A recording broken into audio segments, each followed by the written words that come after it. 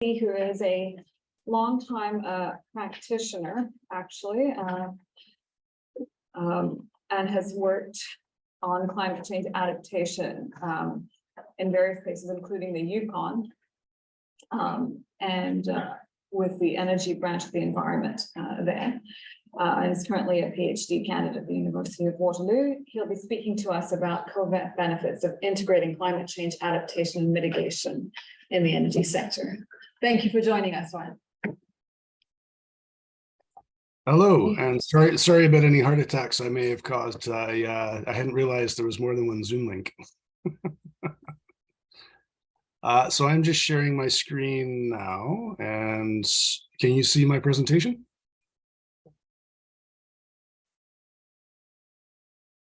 Yes. Yes. Okay. Perfect. And just you show. There you go.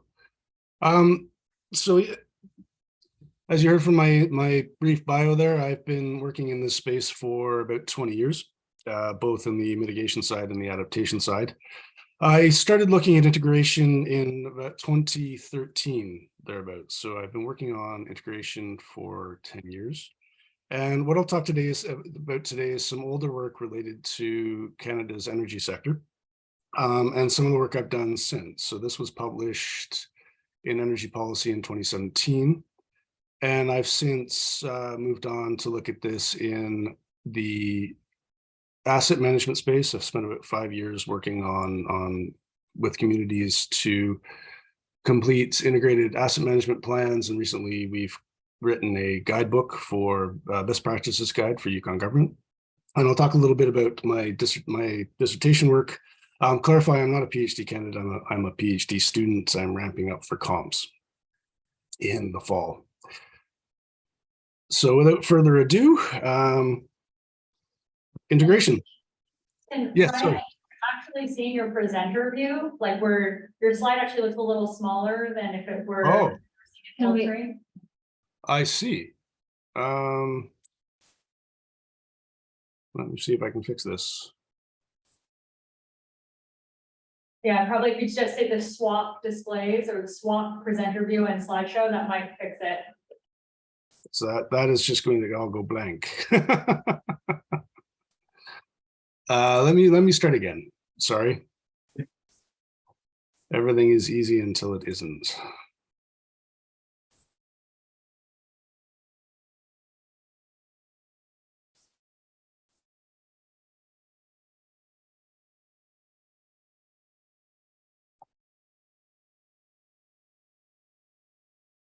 I'm not showing anything on my screen. I'm assuming you've lost it. Yeah, we see you, but we don't see the presentation anymore. What Wonderful. what happens if we?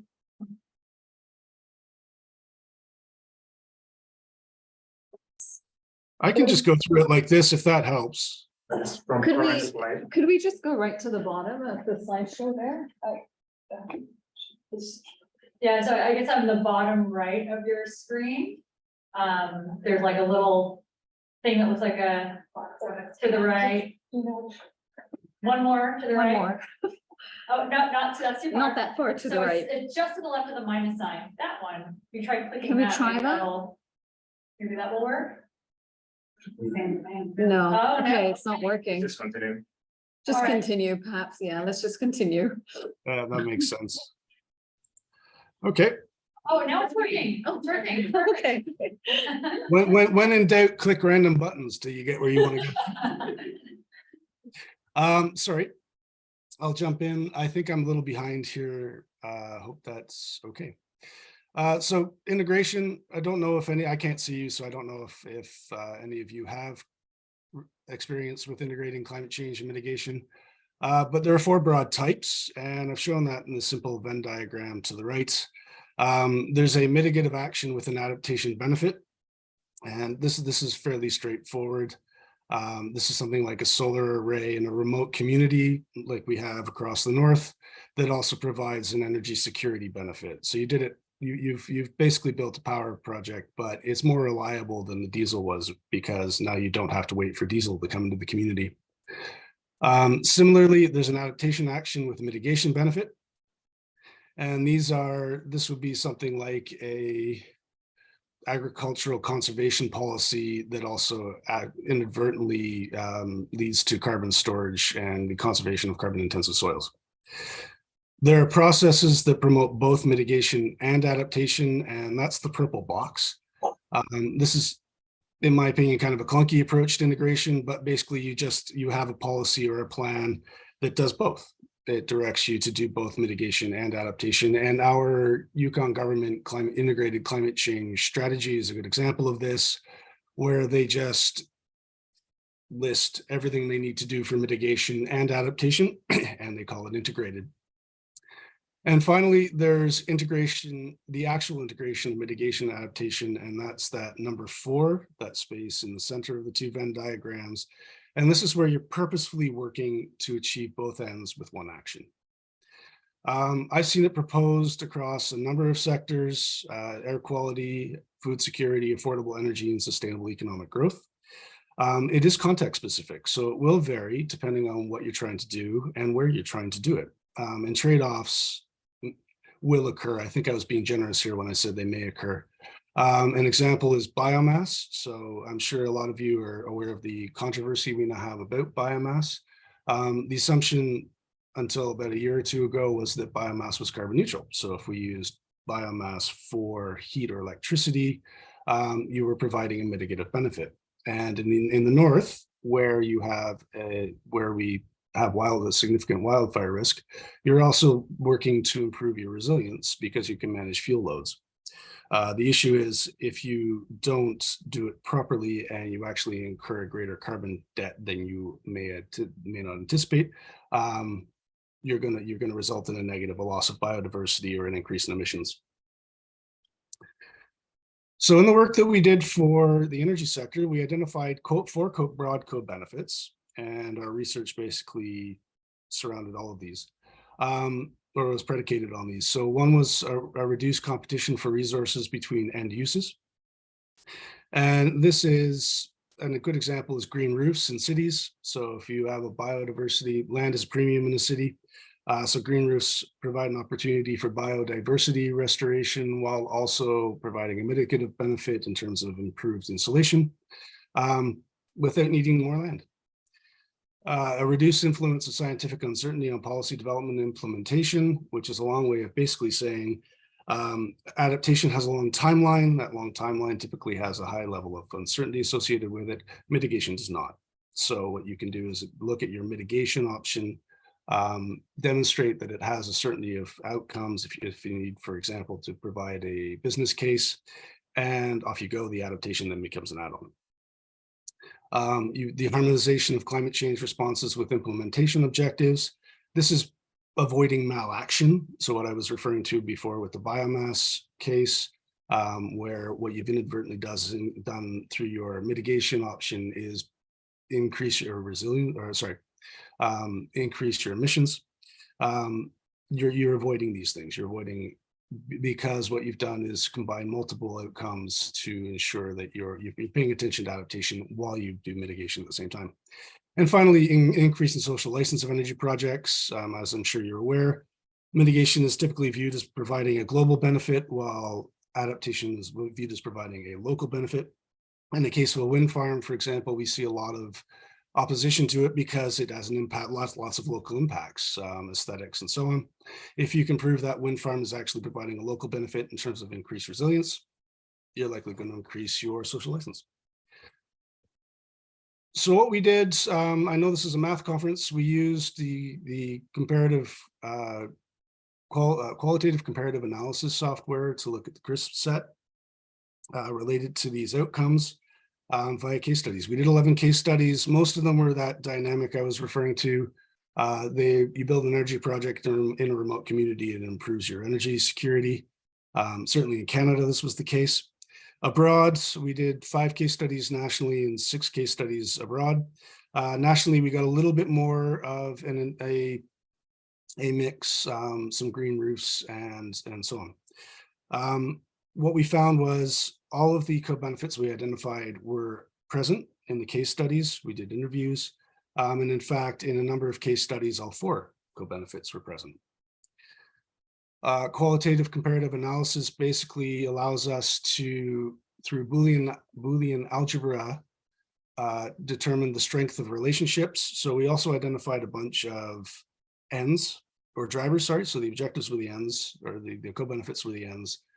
The drivers were also identified from case studies. And what the QCA allowed us to do is test the strength of the relationships to see what was driving integration. So in this case, what we identified was 4 drivers: climate or energy policy, public-private partnerships, leadership, and intent. And this is probably fairly small on your screen. Even this was interesting. What you'll see in the policy case, for example, is policy was not a strong driver. And where it was present, we were relying on mitigation. No one had an integrated policy. Similarly, or sorry, in a different vein, public-private partnerships were actually quite present, and they were quite strong. Leadership was present in all the case studies, and intent was actually fairly strong as well. Our results, we identified 2 pathways. One very dominant one, I think the unique coverage here, which is basically a measure of how directly linked the objective is to the, or sorry, the driver is to the end. We found one dominant pathway in which the intent and leadership really drove things. This represented 44% of coverage. We found a less dominant pathway in which a combination of public-private partnerships, leadership, and policy would result specifically in social license, and this was about 11%. So, and what we found in addition to this was the same drivers were working in the less dominant pathways. We found 2 less dominant pathways. They were compensating for one another. So in the case of reduced resource competition, reduced uncertainty, and improved harmonization, where leadership and intent weren't driving the entire coverage, public-private partnerships, leadership, and policy were. They were compensating. Similarly, in the inverse for social license. And we concluded by suggesting intent supported by leadership was really what was driving integration in the energy sector. This was not a policy-driven process. This was somebody deciding that this integration was important. So moving on, how much time do I have? Sorry.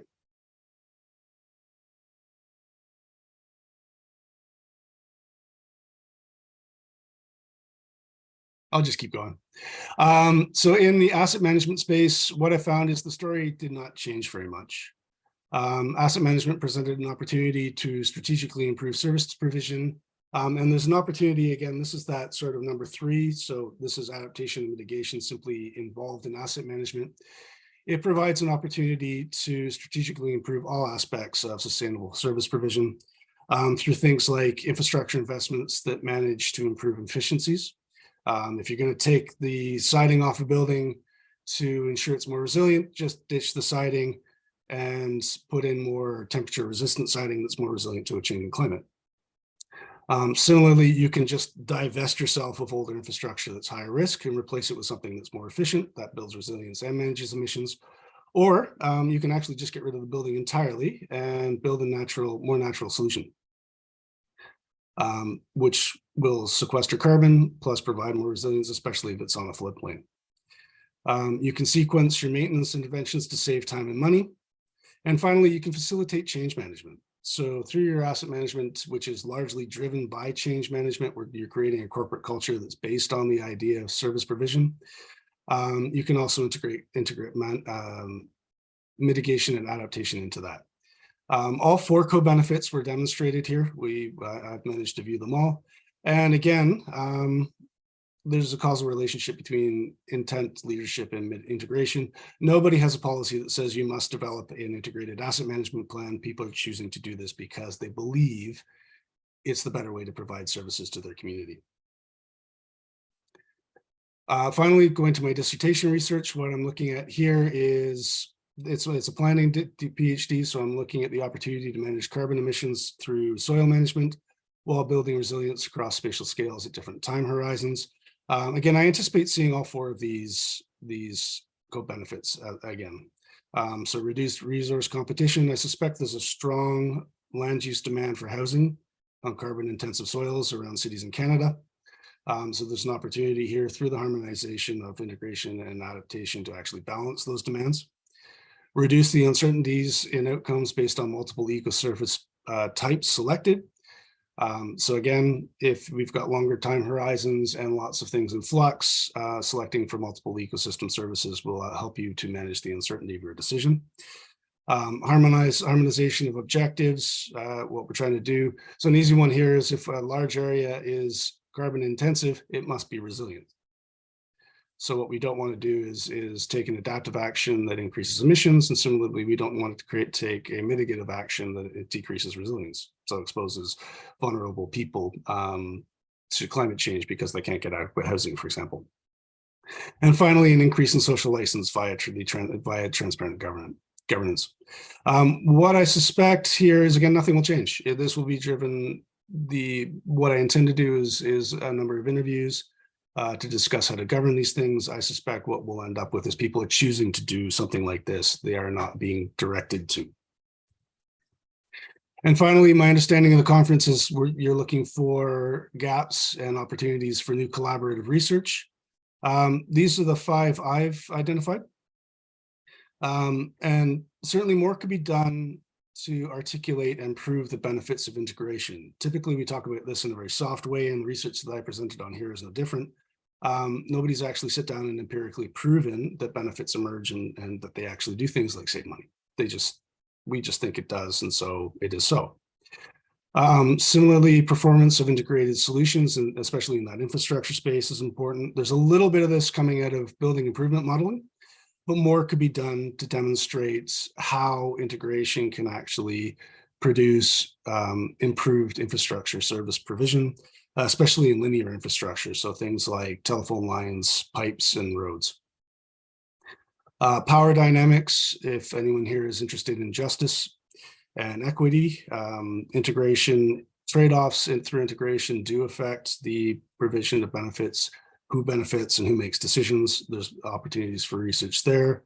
The role of nature, this has been throughout this work, especially the energy sector work, for example, touched on a fair bit on the role of nature in providing energy and nature's benefits to itself and so on. Similarly with asset management is consumed at the moment by the concept of natural assets. And my dissertation work is all focused on nature. How do you plan for a climate resilient and reduced emission friendly environment? And finally, the limits of integration. And these are not well articulated at all. And I've thrown up a quick little graph here to show this in the case of a solar diesel generator in a remote community. There's a limit to how long you can maintain an integrated intervention. And I've got here carbon emission reductions in tons CO2 equivalent, and a rather clunky metric of meters squared of disturbance avoided. But what you get, one is the resilience is green, the carbon emissions are blue. Over time, yes, at first, a solar diesel hybrid will reduce emissions and build resilience through energy security, but over time, other interventions will also contribute to resilience. That contribution of the diesel solar hybrid to resilience will decline. And in fact, as things become more efficient, people start to install solar elsewhere, the impact of that solar diesel hybrid on emissions, community emissions, will also decline. So in order to ensure that you're actually producing effective emissions reduction and effectively improving resilience, you're going to deviate. You're going to start to invest in different things that will diverge, and the integration will become less meaningful. That's the limit of integration.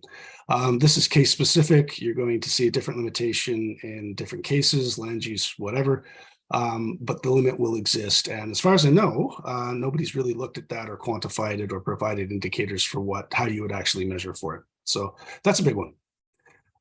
Thank you very much. That is my presentation. I don't know, do we take questions? Yes, we will be. Thank you so much, okay. Ryan. We're running a little bit. Interventions will also contribute to resilience. That contribution of the diesel solar hybrid to resilience will decline. And in fact, as things become more efficient, people start to install solar elsewhere, the impact of that solar diesel hybrid on emissions, community emissions will also decline. So in order to ensure that you're actually producing effective emission reduction and effectively improving resilience, you're going to deviate. You're going to start to invest in different things that will diverge, and the integration will become less meaningful. That's the limit of integration. This is case specific. You're going to see a different limitation in different cases, land use, whatever. But the limit will exist. And as far as I know, nobody's really looked at that or quantified it or provided indicators for how you would actually measure for it. So that's a big one. Thank you very much. That is my presentation. I don't know, do we take questions? Yes, we will be. Thank you so much, Ryan.